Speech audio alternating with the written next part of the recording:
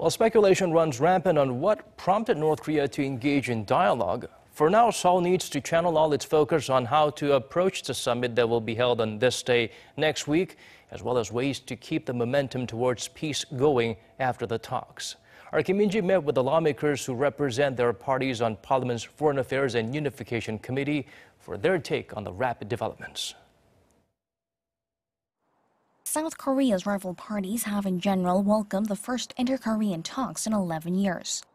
Lawmaker Kim Kyung-hyup of the ruling Democratic Party of Korea has praised the Moon Jae-in administration's efforts to foster momentum for peace on the peninsula by maintaining pressure on North Korea while at the same time leaving the door open for dialogue. He also applauded the government for being able to set the tempo with the U.S. to prevent a military confrontation and for delaying the allies' joint military drills. Now what's important is how regional players involved restore trust that's been lost.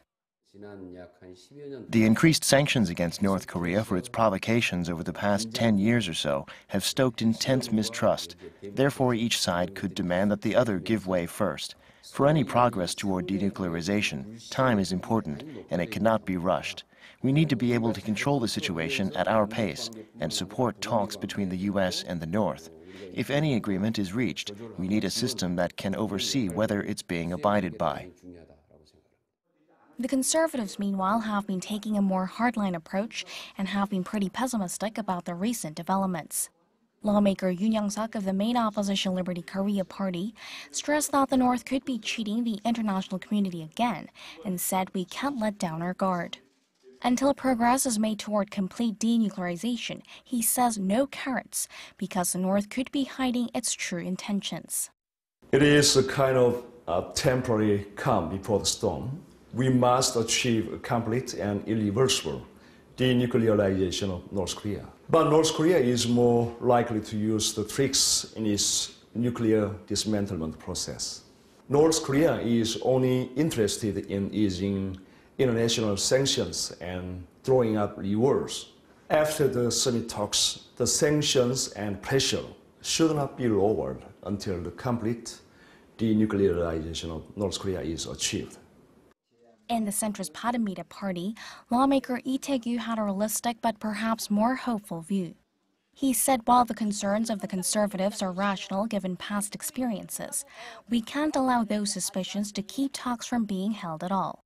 He added that the international community is not going to tolerate any more tricks on Pyongyang's part, and that North Korea probably knows it, pointing to its statement that there would be no need to have nuclear weapons if the U.S. ends its hostilities.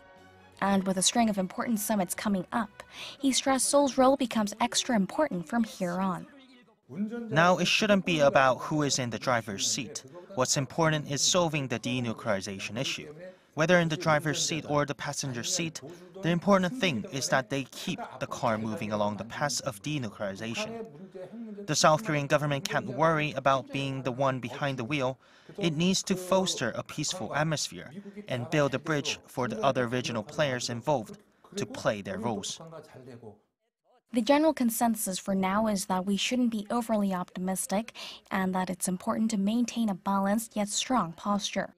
That meaning Seoul should reassure the North of its security in return for denuclearization, but make clear that any tricks will be met with stronger sanctions and pressure from the international community.